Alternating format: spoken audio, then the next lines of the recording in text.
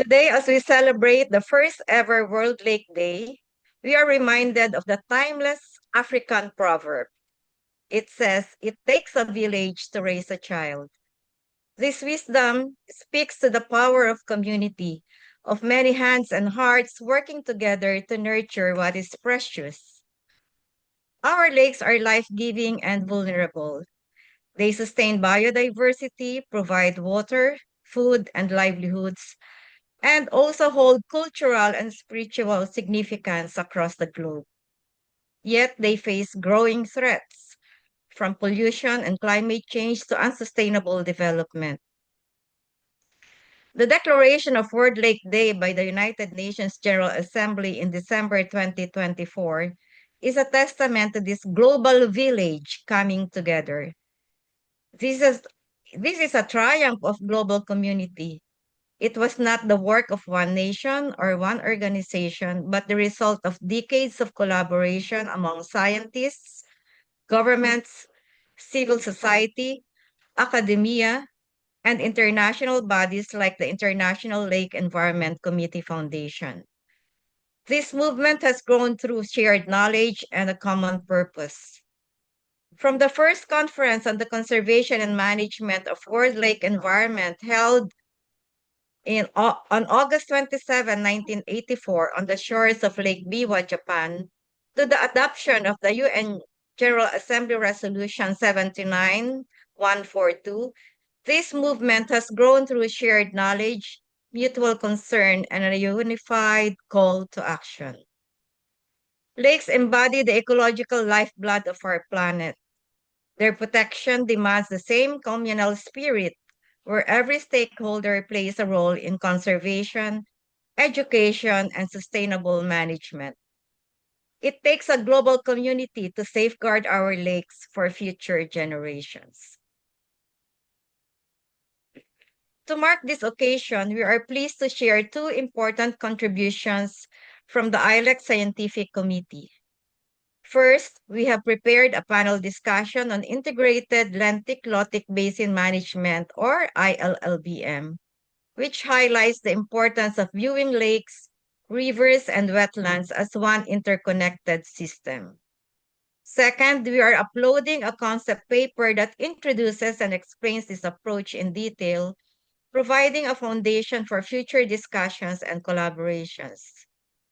You may recall that the paper Mainstreaming Lakes and Other Lentic Water Systems has already been uploaded before in the ILEC website.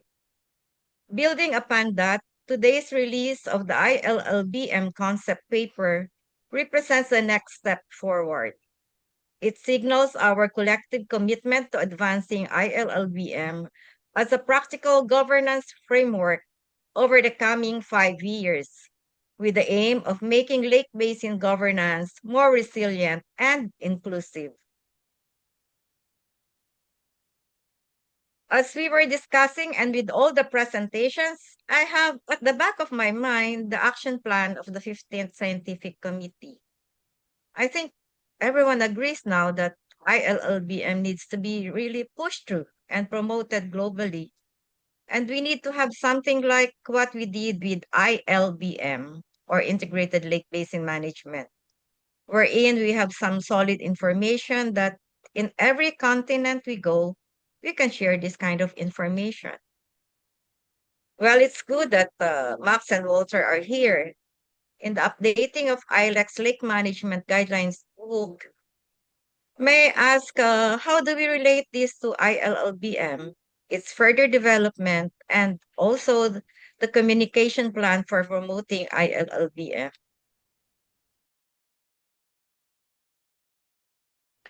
So with that, I would like to touch on why ILLBM. Of course, when we say ILBM, it was integrated lake basin management, but the uploaded version, when we say ILBM, is a mainstreaming lakes, and other lentic waters. That was the title. But it's kind of strange because when you say lentic waters, then what about lotic waters? So when we have lakes and inflowing waters and outflowing water, rivers, and so on, of course, it's sort of lentic lotic. But if we say lentic lotic at that time as part of the ILBM, then it defeats the purpose because we were saying at the time three features of lentic waters, three features of lakes, integrating nature, long retention time, and complex response dynamics. That's pretty much the feature of lakes and lentic waters. And we started, building governance around it, but we were always concerned about not touching strongly about throwing water apart, despite the fact that we know that was a very important part of the lake management. So this came about, I think, was 2012 when we had a meeting at ILEC, and a lot of people started talking about ILLBM. What about integrated Lentic Basin Management? And then 2016, we had the Indonesian World Lake Conference. We had a lot of people talking about ILBM and so on. But in the declaration, the 16th World Lake Conference, the term ILLBM, Integrated Lentic Basin Management, is important, and that was included already in the declaration. And we decided that because of the very strong interest and queries. I mean, people were not really sure what this was all about, ILLBM was about. So I suggested this would probably be very important because the term lentic, lotic are not used in the water governance field. They talk about water quantity, water quality, and this and that and so on. But the concept of lentic, lotic, I think Max and Ajit and the ecologists use lentic loting, but engineers, water engineers and policy scientists and management and UN personnel and so on, they rarely use it, or they don't even know the term. So this became somewhat of a dilemma whether or not we go ahead and use this concept to be a part of our challenge. But Walter and I decided that because on the website today, we have one document, mainstreaming lakes and other Atlantic waters in the global water agenda. So we have this ILBM as an agenda that I tackle on, and we have been doing it for the last 10 years or so. But now I think I thought was very interesting to go ahead and have the second sort of a document, mainstreaming integrated Lotic Basin Management. That's where we are. And maybe Max, you could just let us know how you figure where we are and where we are heading on the subject, and what implications this discussion has for SciComm, ILEC, and for the broader sort of lake, river, coastal basin management organizations, governments, and international agencies struggling to address this in a much more coherent way than sort of compartmentalized, siloed approach, particularly in the UN agencies. A relevant question for a lot of people. What is ILLBM? And I've spelled it out here. I think we should always spell out, at least at this stage, what we mean by this acronym. And this is the Lentic Lotic aspect. So people start to understand these words or hear these words. So if we just the definition of ILLBM is an expanded approach, most of us know this, I think, that builds on the integrated lake basin management by linking lakes, which are the lentic systems, with rivers and flowing waters, which is the lotic system. So recognizing their interdependence and managing them as one in a continuum. It is, in nature, they are a continuum. So more seriously, lentic and lotic, the definition, there's various definitions I think we need to decide upon one. This is just one I got from a dictionary, online dictionary. It was lentic is relating to or living in still waters, such as lakes, ponds, or swamps, etc. Lotic is relating to or living in actively moving water. Now, I think we could improve on these definitions, but it just gives this picture of one is mainly still, the other one is mainly flowing. Because if we show, I say mainly, because it's not as simple as that in nature, but the generalities still apply. We look at a basin system. This is a diagram of a basin. It shows a continuum of lotic and lentic systems. This is a generalized and a simple view just to show the difference between the flowing water and the non-flowing waters. So the lakes and the wetlands versus the rivers, and then into the estuary system. But in nature, we know it's never always that simple. So lentic and lotic flow regions, this is mostly, and that word mostly is important. If you start from the estuary and move up the river, you see this mostly lentic in the estuarine system, mostly lotic in the river part, which flows into the estuary, and mostly lentic, which is the lakes and wetlands in the river, and then mostly lotic in the highland streams, etc. Because there are, if you go to the highland streams, for example, there are small lakes in there as well. If you go into the lowlands, you get lakes and you get rivers. So it's just the dominance of the pattern. But it's also, that's another generality.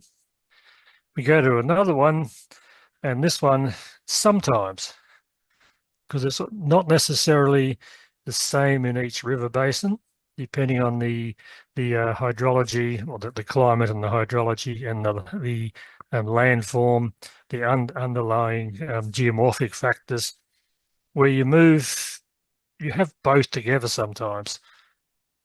Or in some of them may even change in time, seasonally, if not over longer time periods. But I think we need to explain that when we want to get to the detail. But for the general pattern, let me just go back.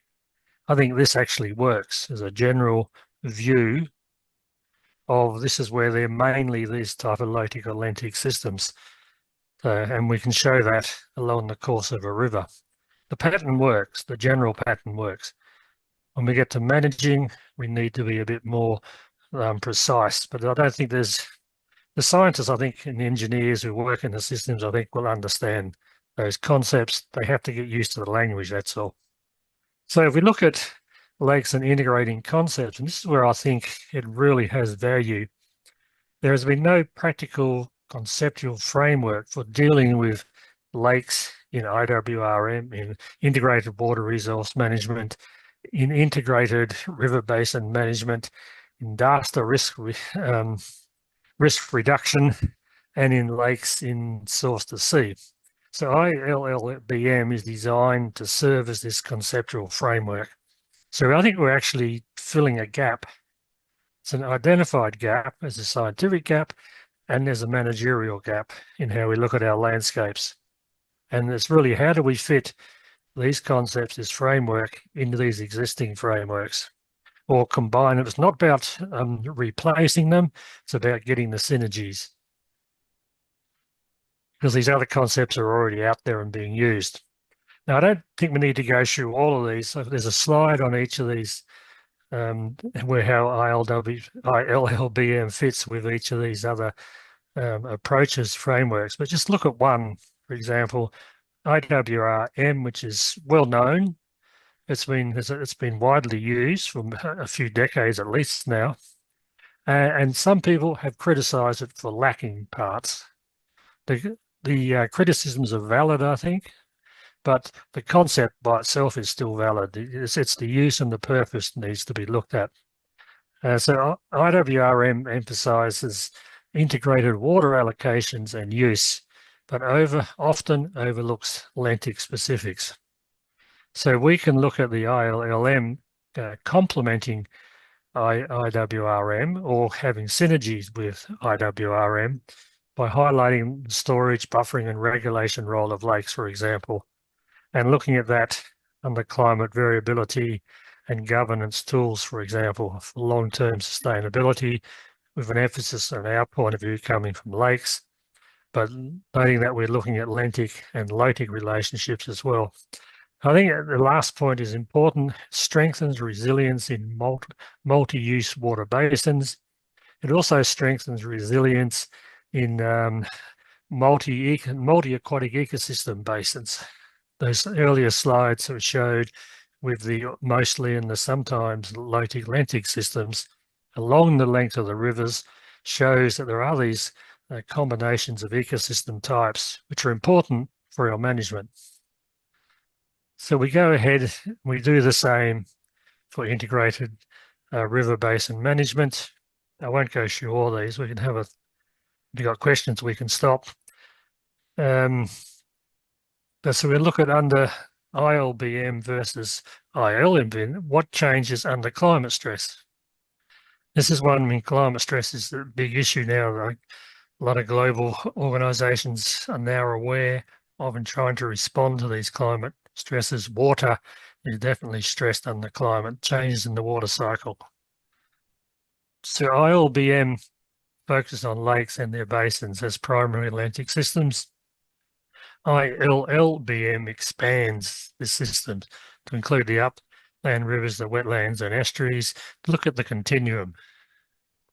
Under climate change, lakes are affected by alterations to the inflows and flood pulses, noting that many systems are driven by flood pulses, the ecological responses, etc. More frequent droughts and extreme floods, depending on where you are in space and in time. And this confounds our governance challenges. How do we manage with these changing systems, looking at these complexities, but these complexities are part of the continuum. So ILLBM allows adaptive integrated management across the Lotic-Lentic interface. So this is really bringing out a key issue in there. We look at this in disaster, I always get this acronym wrong, disaster risk reduction. I won't go through this one, and the source to sea, etc. So we can do this for all these other frameworks. So I think it's, whoops, that was the end. That just shows how it fits. I think it's important to reiterate, important to emphasize the language, the definitions, what does lentic and lotic mean, and to show, these slides are a summary of this, to show where this framework fits with existing frameworks to maximize the use of both. So that is all that I really have there in brief. If you want to ask questions, I assume there's time for some questions. Recently, the structure of the report itself, etc. And these particular components emphasize hydrostatic, hydrodynamic, focusing on engineering flow control and resource extraction, flows and what we get out of it, as opposed to the overall picture. And one of the things that we're talking about now is that lentic systems that remain we've said this many times, are underrepresented globally. That's why we have mainstreaming lakes, a component of a few years ago. And that particular fact means that hydrodynamic blind spots exist, which we're going to talk about. Now, lakes are sustainability and highly interconnected systems are a function of several upstream things, nutrient control, flow, which is a bit different. So ILLBM is positioned nicely at the intersection of ILBM and the IRBM governance. And it makes things explicit that were not before, particularly ensuring that lakes are not simply isolated, not holes in the ground that are sitting there by themselves. They've got inflows, they've got outflows. And also, if you want to look at it, if it's at the intersection, then you have to consider that rivers are ending up being managed without considering their lentic counterparts. And this is meant to address that particular blind spot, so to speak. So in putting this thing together, we've sort of recognized recurrent patterns. The lakes as dynamic hydrologic nodes. In contrast, everybody thinking previously that they were endpoints. Once we got to the lake, it's all over. We've looked at governance. Another recurring patterns is governance disconnect at hydrologic interfaces, governance of all kinds, institutions, policies at the interfaces, because we got this river group here, and we got a lake group here, and then we got an estuary group here, and it's the old silo business again. And something that we're going to have to start considering now, and I might mention that, we're going to have to put a primer together on this whole thing. How do you apply ILLBM as opposed to ILBM? We have to consider groundwater. The groundwater surface water linkages, they can influence the stability of lakes. We don't do that yet.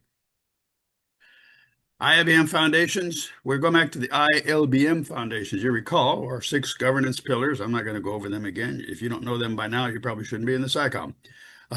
And it's also important that we consider the 2020 UN Global Call to Action, elevated lakes in the water agenda. That's one of the reasons we got ILBM in the first place.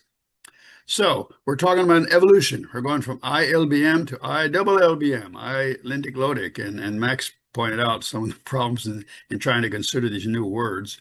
ILBM was very effective in lake-specific basins.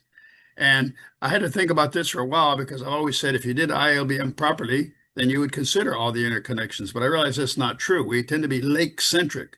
When we get to the lake, we stop, and not realizing that even downstream water needs can influence what you have to do upstream, which is a connectivity part that we're not necessarily addressing. So ILLBM exists to us better address these interconnected systems. And it also introduced this flow behavioral perspective, this connection between flowing and standing waters and what that all means seasonally and otherwise. And we have to include the surface-subsurface linkages, which we're probably going to find a little problematic, because when you think about it, groundwater aquifers are hard to characterize in terms of their boundaries in some regards. And some of them flow quickly, some of them don't flow so quickly. So they're a strange mixture of standing and flowing systems as well. And we've talked about here, I think this probably earlier, we probably would have called it a hardware.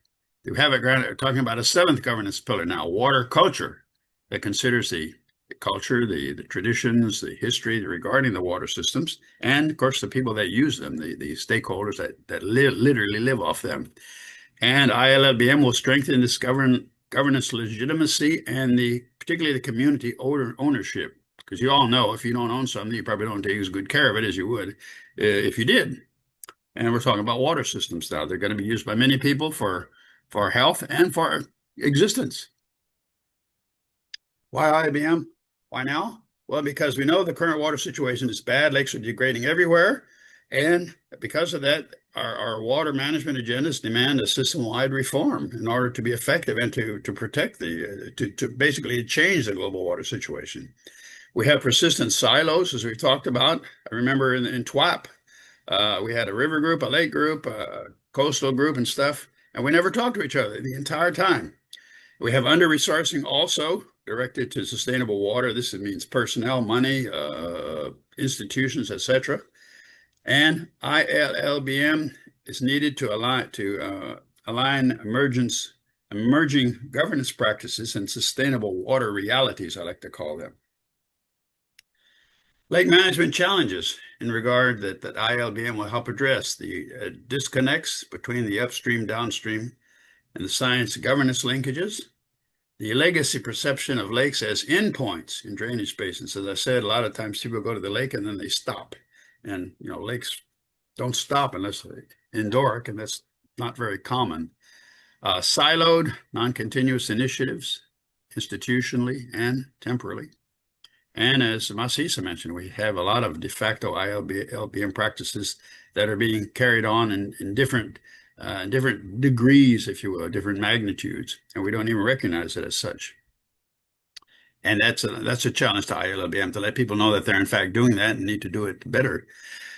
Signposts. These are things of ILLBM, I call them like positions, things that would be helped, that either demonstrated or would be helped by. We get the nutrient settling linkages across. I'm not going to go through these in detail. They're on the slides. The surface groundwater exchanges, which is going to be interesting for us to look at and apply ILLBM.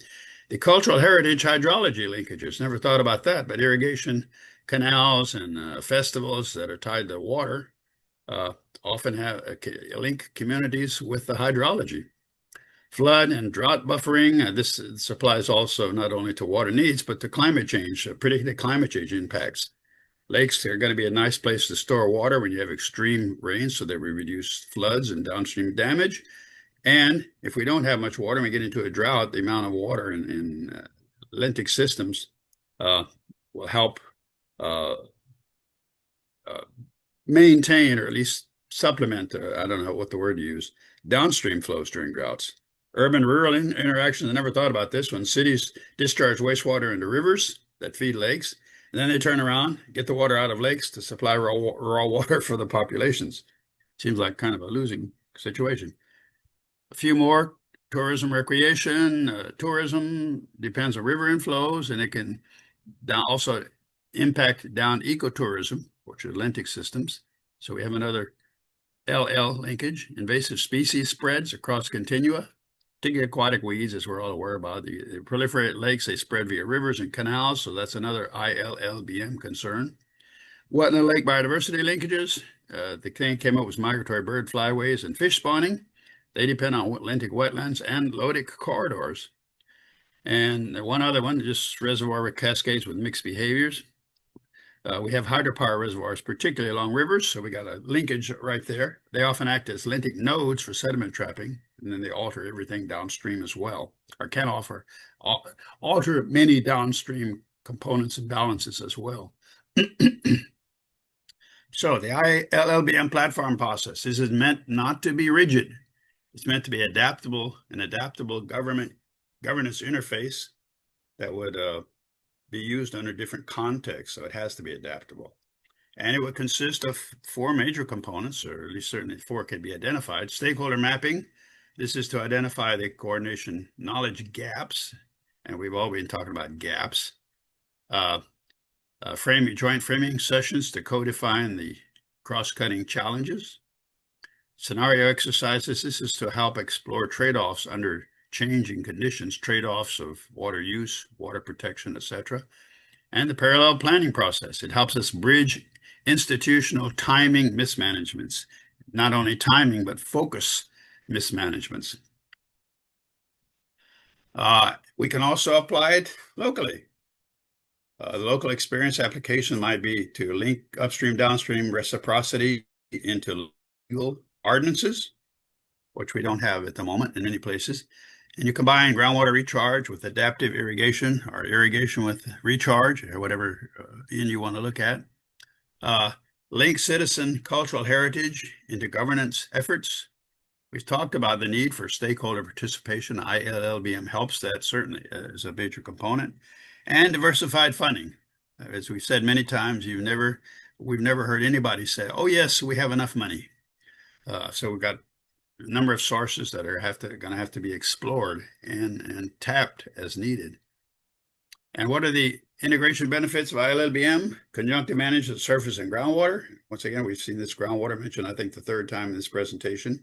To embed disaster risk reduction, DRR, in lake management planning. We don't do that now because we're sort of, you think about it, we're planning for extremes. We're planning for a disaster risk reduction where most management and most governance concerns are based on the average situation, but nature doesn't care.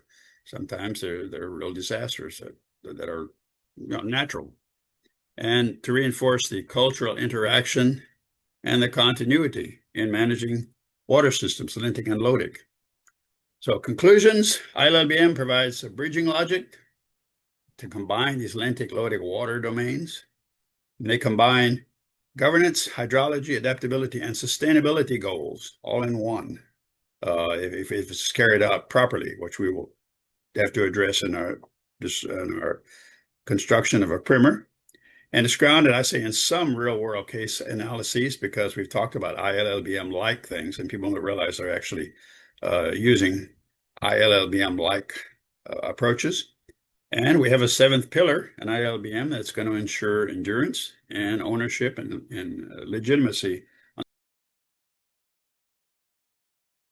Okay, so all right. So why Chilika? This is a very dynamic living system shaped by both riverine inflows as well as marine exchange with the Bay of Bengal.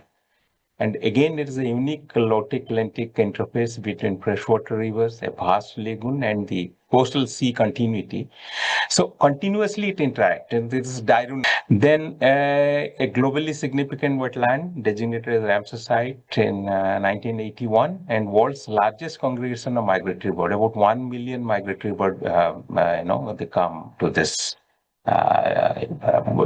lake every year during winter.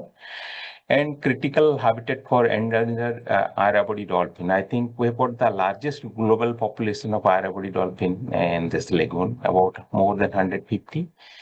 And a socio-economic lifeline which sustain more than 2,000 traditional fishers across 132 villages with livelihoods, culture, and identity intricately this link to the lagoon, and a living laboratory of resilience and adaptation, demonstrating how ecological restoration post 2000 hydrological intervention revived the biodiversity, fisheries, and the community well-being. So just jumping to this here, in fact, I think we rubbed shoulder with the engineers. That's the first thing which happened. A barrage, World Bank funded barrage came here, and environmental flow assessment was done. And based on which the operational rule of this particular barrage was decided. Good insight into how this low-tech system impacts this lake. So these are the 52 river and rivulets which drain into the the lake, and and the important part is that 72% comes from river Mahanadi system, which flows almost 400 kilometers, right, before it kind of drains into. A part of it drains into Chilika Lake, of course, but that part constitute about 72%. So we are good that, kind of this barrage is very important because 72% freshwater flow is through this. Then 13% from other river and rivulets. Then, of course, its connectivity with the sea, as I mentioned, is not seasonal, it is diurnal. Every day it happens during low tide and high tide. So this is a very complex, and this is a huge lagoon over 1,000 square kilometers, right? So I tried to put this in a conceptual framework where the Lotic-Lentic continuum we can see. So here 52 river and rivulets which drain into it, and there's the Lotic component. Then of course the Lentic, the lagoon body with seasonal hydrologic stability, and the marine exchange, the sea mouth dynamics with the Bay of Bengal. Here it is bidirectional, which flows, and this not again seasonal, it's every day it happens. So this is a diurnal flow. So this makes it a very complex, kind of Lotic-Lentic continuum. And now that gives to what is very important again, 4 distinct ecological sectors. So these two are primarily, kind of brackish, and this is predominantly freshwater. And this brown thing, yeah, this is called outer channel. This is another sector which is marine. So 4 ecological sectors, and that's why they've got some more than 30 monitoring stations, which is Chilika Development Authority has established. So this river inflows influence the freshwater zone. Of course, this is the freshwater zone. Then the sea ingress affects the salinity and tidal flushing, and the seasonal variability creates changing gradient. So during peak monsoon, the flow, it creates a gradient, salinity gradient. I think it flushes the salinity weather. And the extreme weather events reset the salinity and nutrient regimes periodically. I mean, because it's in the highly prone to the tropical cyclone. So that zone, so that is another thing. So based on these 4 ecological sector, the Chilika Development Authority, they've created a ecosystem health report card. So instead of making one report card for all the sectors, they have made it into 4, because these 4 are the parameters as well as, kind of the threshold, whatever they have decided, that varies so much. So they thought that it makes sense to make it into 4 ecological sector. I'm not going into detail into it, just to show you how that the dynamic system happens. Then this is again very interesting. The salinity gradient, how it kind of it derives the biodiversity. You can see, as I mentioned, the freshwater flow, it creates a gradient, and the salinity gradient created by river flow sets a biological compass. It's like a kind of navigator for these species, because 90% the sailfish and the finfish of Chilika Lake, they phased life cycle, part in the sea and part in the lake. So they have to migrate out to spawn, and then again auto recruitment takes place. The juveniles, they get into the lake because a lot of food is here. So these guides the breeding migration of fish and crustaceans, which is very important for the lake productivity, and which supports the livelihood. It also supports life cycle stage of spawning, nursery feeding, and enhances the species richness, the biodiversity resilience, and the productivity. So then now, as Nakamura-san has mentioned, it creates a diversified niche, through the flow dynamics, freshwater buckets, and marine transition. And this dynamic multi-niche habitat mosaic that sustains the rich biodiversity and sustains endemic migratory and estuarine assemblies by maintaining the functional ecological connectivity and trophic linkages across the freshwater, brackish-water, and marine niches. The flow-driven transition that regulate the balance of salinity, nutrient exchange, and sediment transport, thereby enhancing the ecosystem stability. And natural buffering against the floods, storm surges, and saline intrusion provides the disaster DRR benefits for surrounding communities. You can imagine it that about 2.9 billion cubic meter of monsoonal runoff is stored here, which gradually discharges into the Bay of Bengal. On the other hand, it would have flooded at least 100 villages which are located in the, along the lake periphery. That makes and mitigate the flow peaks and protect the vulnerable coastal as well as the deltaic communities from the extreme hydrological event. So this is a very prudent and clear example. Then promotes climate resilience and adaptation by maintaining ecological integrity, sequestering carbon in wetland and by the seagrasses, and enable the ecosystem-dependent livelihood to withstand climatic variability and extreme event resilience. And another example is it exhibited strong resilience and adaptive capacity, ensuring rapid hydroecological and socioeconomic recovery after the severe cyclonic storm that is Phylline in 2013. All right. So you can see the resilience. In 2015, in 1 year, expanded to almost 2 times, 200 square kilometer, and it is increasing. So that is an kind of indicator of how the resilience of a healthy ecosystem can help in recovering. So I would just summarize this. So I identified some of the key gaps in ILBM for Chilika. Based on whatever I presented.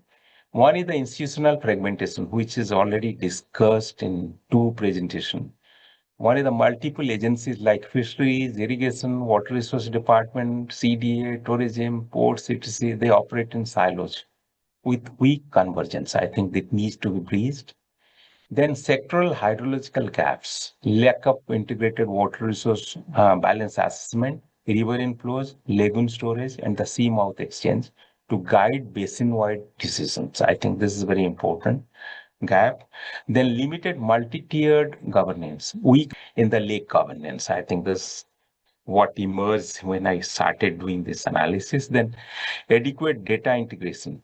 The salinity mapping, biodiversity inventories, then climate risk assessment and livelihood data exist, but remain fragmented across the agencies. I think this data integration is very important. Then weak legal backing. CDS still operates as an executive order, like though it is called authority, but it's a registered society like NGO, rather than a comprehensive legislative framework that ensures basin level accountability. And of course, it's again, its mandate is only restricted to the lake. Then climate and DRR mainstreaming deficit. Cyclone and flood buffering functions of Chilika are not explicitly integrated into the coastal disaster management or state climate action plan, though it is, kind of happening like de facto, but it is not recognized. So then I thought how to the pathways to make Chilika ILBM compliant. One is the integrated basin governance framework, statutory Chilika Basin Authority with convergence mandate across water, fisheries, tourism, ports, and other kind of stakeholder, and adopt a multi-tiered government architecture where basin, district, block, panchayat, community can be integrated. Then sector hydrology integration. Here, develop a dynamic water salinity balance model, incorporating river inflows, lagoon storage, and sea exchange and climate variability. Use this as a foundation for planning fisheries, irrigation, salinity regimes, and so forth. Then legal and policy reform. Enact Chilika Lake Basin Management Act. Then community empowerment we have been talking about. So scale up the community-based fisheries co-management, like Mangalajodi Borders Initiative, of course. I'll just take 1 minute to explain that after this. Then mainstreaming the climate resilience and DRR. Integrate Chilka's buffering role against cyclone and floods into, this is Odisha State Disaster Management Authority. So they need to be sensitized to recognize this, and the State Climate Action Plan. Precisely, I think this is not recognized because, kind of the role of Lentic form is in the DRR is never explained or never, kind of deliberated. Then prioritize wetland carbon and blue carbon accounting for payment for ecosystem services and carbon credits, which we have been discussing about the, funding, whether it's PPP or, kind of some innovative financing. So participatory research, this new terminology, this is what I presented in the World Lake Conference. I'll be restricting only to 2 slides here. So actually, Chilika Lake, it's very interesting. This is the lake and this is a 16 square kilometer sanctuary. And yeah, so this was, kind of designated in 1973. Till that time, the local fishers, one village used to fish in this particular area, all right? But in 1973, after the 16 square kilometer sanctuary was enacted, they were just thrown out of this and they were asked not to get into it. And so that created conflict started from 1973. And it was a towering tension all these years. Somehow I observed that these guys, when they were driven out, they were putting their traps at the periphery of the boundary. This red line at the sanctuary boundary. They are putting the shrimp trap all along, and they are getting a good harvest out of it. So then it struck to me, perhaps something good is happening inside the sanctuary, so that they are getting its benefit and the periphery. So could be is creating a good spawning and nursery for the fish. So we kind of commissioned a study. But here what I did it in a participatory manner, along with the scientists, the local community were also involved. They were explained what is the objective of this study. So the outcome demonstrated that the dropping of this bird, the guano, the enriched nutrient boosts the phytoplankton, and phytoplankton supported zooplankton, which is the food for the juvenile fish. So conclusively, this sanctuary serves as a spawning ground of 11 fish species and 45 species. They use it as a nursery. So that is what kind of the outcome of this participated research, and then it emerged that it needs a more ecosystem-based management than a kind of only species-specific management, which is being done by the forest department and the protected area manager.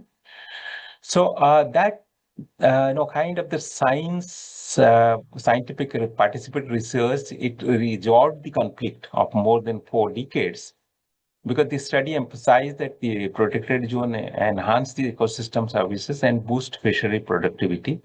So using the ESVA tool, a more positive community perception of the role of conservation was established. So in response, the Chilika Central Fishermen Cooperative Society, this is a Federation of the Fishers, decided in 2015, after 4 decades, this study, this participatory research, they solved it. They said, oh God, it's more a sanctuary for the fish than bird. So they rather urge the government to create more such additional no fishing zone to encourage the resource enhancement and sustainable fishing practices. So how the community, we say community participation, but sometimes they are the people who translate the scientific output into real practice. So this is a great insight and learning for us. Chilika ILBM is a replicable model. If we just put in the lens of ILBM, then one is that they demonstrate the strength of integrated hydrology, harmonizing riverine inflow, lagoon dynamics, and the marine exchange along the source to sea continuum to maintain ecological balance and safeguard livelihoods. Then establishes ecological sectoring as a proven management tool, because that's 4 sector. I think that's though it was happening, but this insight was never there to how this river really kind of trigger that and that compass, and so effectively align the biodiversity conservation with the fisheries, tourism, and community well-being, demonstrate resilience and adaptive capacity, enabling recovery from cyclones, salinity fluctuation, and climate variability through eco-hydrological governance. Then provide a scalable governance framework for other Lentic Lotic system by integrating science, policy, and community stewardship. Positions of Chilika as a global exemplar of ILBM, where ecological sustainability convergence with resilience, climate adaptation, socioeconomic equity, and cultural heritage. These are something which is kind. So I'll just stop here. I think I took a little bit of more time for this. So I was mentioning this Lerma Chapala Santiago Basin is a major hydrological basin in Mexico, which includes the Lerma River, which goes through and enters Lake Chapala, and then goes out through Santiago River and it reach the Pacific Ocean. It is includes almost 80% of Mexico's population, and it's contributing with around 13% of GDP. This is okay.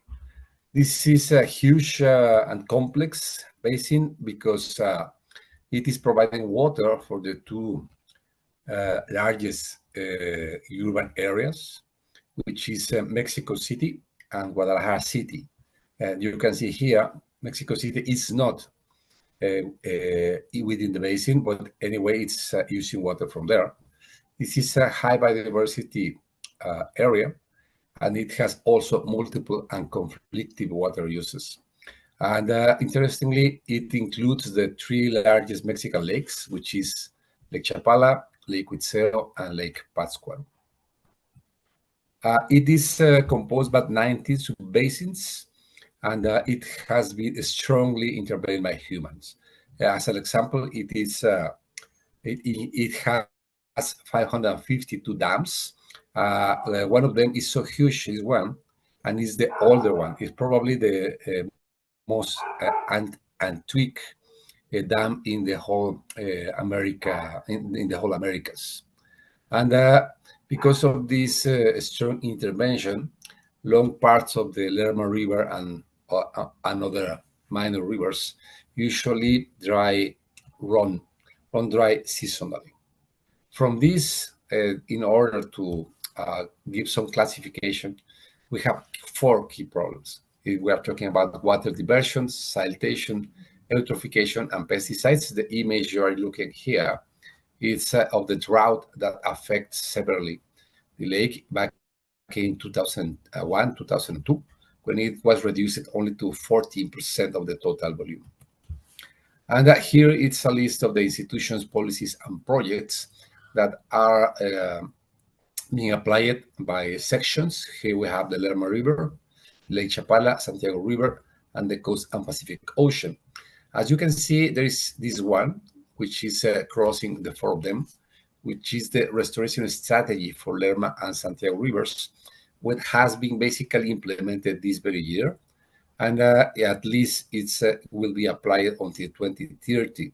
So it's a big question if how much this restoration strategy will be able to advance with the process that we have and the problems that are so huge that probably they won't be solved during this period. And using the source to sea approach, they identify several key pressure and flows. And what we have here is the flow type, the 4 flow types they use. We have water, we have pollution, we have sediment, biota, materials, and the challenges they are being identifying. About water, we have overstructure, groundwater depletion, which is very interesting because, as previously mentioned, this aspect of the basin management is usually not well taken into account. We have reduced flows to lakes, the Lerma Chapala section. About pollution, we have high loads of industrial and agricultural waste, untreated sewage. And about sediment, we have a lot entrance of sedimentation in lakes and reservoirs, basically due to deforestation and poor managed farming. About biota, we have a collapse of native and endemic fish species, and we have a very strong ongoing wetland habitat loss. And so, what about the process? We have something interesting here. The process started back in 2006 and has been running so far until 2024. Well, even now, but the information that I'm sharing is only about 2024. And it starts basically with a plan. We start talking, we start checking what was happening, what was the problem with this severe drought and how it affects Lake Chapala. But also we identified that that drought was solved basically by kind of a miracle, to say so, because we had very strong rains that year. But that created an impression that everything was, back to normal. And obviously it wasn't like that. So in 2007, we organized an international workshop and public forum to analyze the causes and the main problems affecting this basin. And we identified the most important gaps. First, the basin management was being done in a fragmented way. it was focusing mostly on water distribution, isolated from catching and recharging. And several voices were frequently ignored, highlighting municipalities and fishermen. There was a scarcity and dispersion of solid and sound information. There was not a basic vision. It was basically directed about how to distribute water. And the scientific information what was available was not used by decision makers. And that was quite a dilemma because the researchers they were producing papers, they were producing information books, but that books at first it was really difficult to find. Most of them was in English, and then it wasn't easy to understand for decision makers, neither for general people. There was a lot of disconnected efforts coming from academia, civil society organization, and also from grassroots groups. And the policy management was emphasizing short-term gain because politicians, they also had short terms to provide result, and so they weren't that much interested into getting involved in medium and long-term processes. So we decided, we speak in plural because there was a number of institutions that decided to create, to form part of a long-term process. We decided that the best approach for us was to use this strengthening by linking the micro, the meso, and the macro basin. So basically, we start working in micro basins, and then we were linking them in part of several of the 19 sub-basins. The idea was to reach these 19 sub-basins because the process, the institutions present, the level of interest on each one of these was variable. And in the end, we want to reach Lerma Chapala Basin as an integrated process. But this is very, very interesting because as you can see here, when you put them all together, then you have Lentic, you have Lotic, you have the Long River, and also you have at the end the Lake Chapala. But it's extremely complex, and obviously you need to think about how to are going to manage these thousands of small creeks, about 22 rivers, and also the several lakes that are embedded in the whole basin. So as part of this process also, back in 2010, we created a governance indicator monitoring system, which was applied in 3 of these 3 sub-basins. It was applied in 2010 and 2020, and basically in this period we found that we have several improvements, particularly about participation, but also about institution policies and information.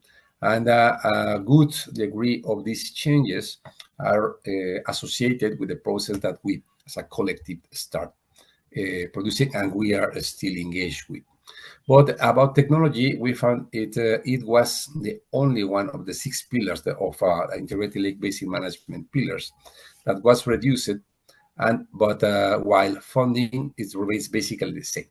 So this is interesting because the same reasons that made it difficult to use properly the funding, to have access to it, to properly apply, and to also have medium and long-term funding was extremely difficult at that point in 2020. So there are 6 critical governance issues that are affecting Lerma Chapala Basin. One of them is the inadequate management policies, the lack of law enforcement, the insufficient or inadequate data, the lack of a long-term political commitment, which I was mentioning before, the problem of insufficient funding, and also stakeholder conflicts. But it's important to mention that as part of this situation, we haven't been able to work in the same degree in the 19 sub-basins. We are now in the 5. And but the stakeholder conflicts compare with this comparing these 5 subbasins with the situation with another one, definitely it shows improvement. And because what we have been doing during this year basically is connecting, measuring, and implementing actions. We have provided several training and planning workshops, mostly in this period from 2008 to 2012, linking institutions, 75 institutions, to trade data, train, and co-plan in a regional, national, and international level. We have implemented more than 19 projects with the information being of open access. We have also developed a strong process of capacity building, and most of the implementation in the field projects are nature-based solutions. About policies and funding, there has been now medium and long-term projects, both in rural and urban areas. And it's interesting to mention that the Lake Chapala Basin Council now integrates ILBM as one of the guiding approaches they are using. So in that aspect, one of the effects of the process is not only direct to the subbasins, or in this particular case, to the Basin Council, that has an effect that has a reach on the whole territory. About participation, there has been a lot of work with the government, but also about developing multi-stakeholder platforms. And we, as a collective, as I mentioned again, we are now participating in national forums, regional councils, and technical committees. And this has been, of course, a strategy based on alliances, because otherwise we wouldn't have that high reach and scope. There is several logos of one of them, and in the center is ILEC, because basically this ILBM approach has been a very good inspiration for a lot of institution people. And but as I was showing, I was including also the ILLBM, because even if the concept wasn't used as it is, definitely several of the structures, the ideas that compose the ILLBM has been also used in this area. And now we have an action plan for the Lerma Chapala Basin. This is showing very briefly how it was constructed in from 2022 to 2024. And now 7 of the 19 subbasins, the different color here, these 2 and this one also are taking part in this action plan, which is also being analyzed by the national government in order to integrate it as part of the strategy, the restoration strategy they have for the Lerma Chapala, the Lerma River, and the Santiago River.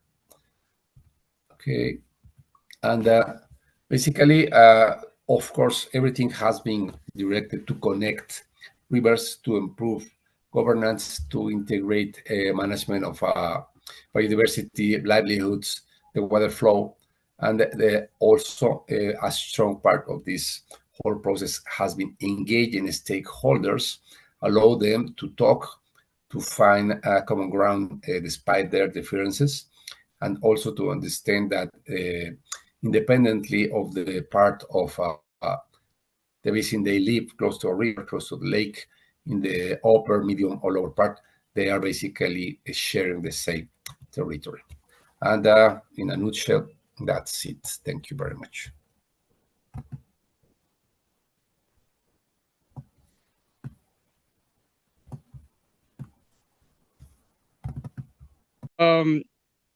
In addition to what Alejandro was presenting, the Lerma Chapala Santiago is probably one of the most challenging, enormous water system, extremely stressed, and therefore even coming up with this potential breakthroughs for ILLBM to address ongoing challenges. The future challenges may still be very huge, but the last slide you showed me is kind of interesting because the approach that you're trying to take is what I call up and out approach. You start out from Chapala, and then immediate surrounding the Chapala and basin system around the Chapala, and then you go upstream, and then you added some regions and so on, particularly the basin management in relation to erosion and water use, and perhaps you in your case the community sort of helping the community for sustainable livelihood and so on and so forth. So you are trying to address these things from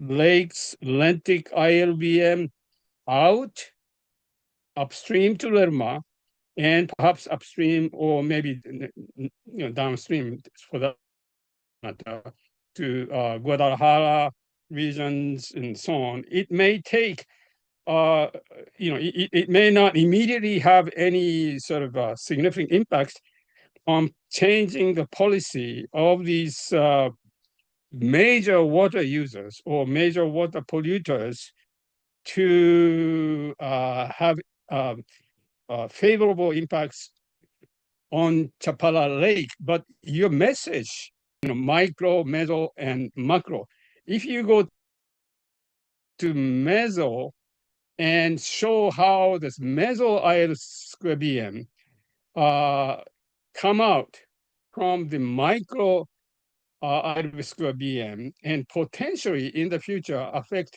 this macro IL²BM, may be a very challenging but very interesting sort of scope. And if we continue to promote this concept of IL²BM and people start looking at this water management as a whole, including these 19 watersheds and going to the national platforms and so on, I think people begin to be able to see how that micro ILSCBM conceptual framework may have very positive impacts on mesoscale and eventually to macro scale. So that's what I see it looking at the other literature than what you have produced. And about this Chilika, as I said, there are other reports subjected them to this ILSCBM template analysis.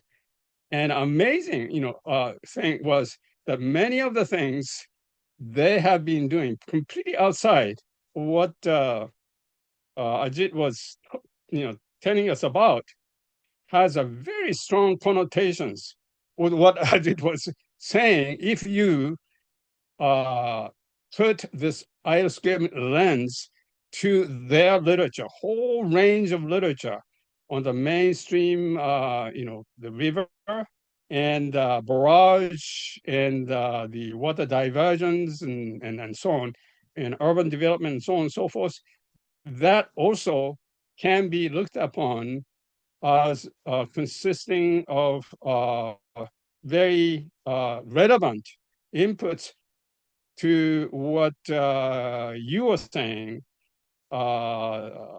Chilika, as very useful ILSCBM examples, but I think that this could still be a very important connections with the data and information that seem not immediately relevant to your presentation, but in the long run, particularly in climate change, urbanization, transitions of socioeconomic situations and so on, become very important inputs.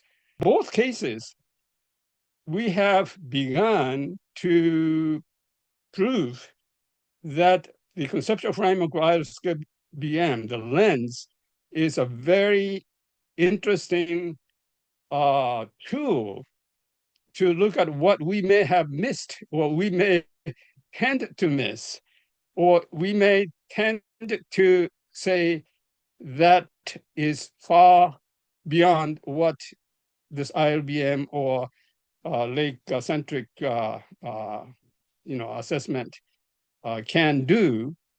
But I think they are very much, in reality, very strongly related.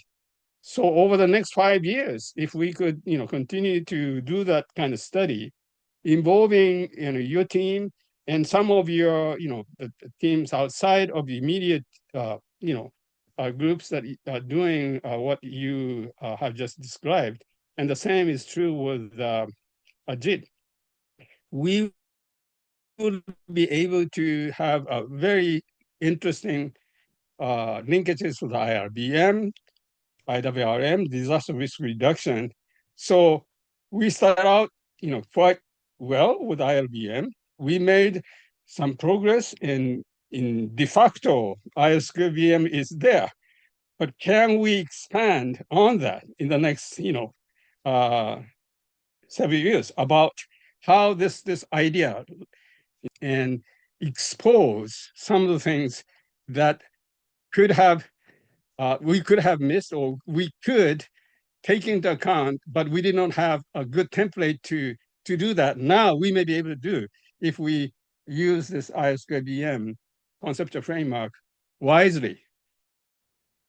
So we need to connect it now, because lake management has, as we have discussed, is not just lake-centric, and we are now focusing on the Lentic and Lotic water bodies.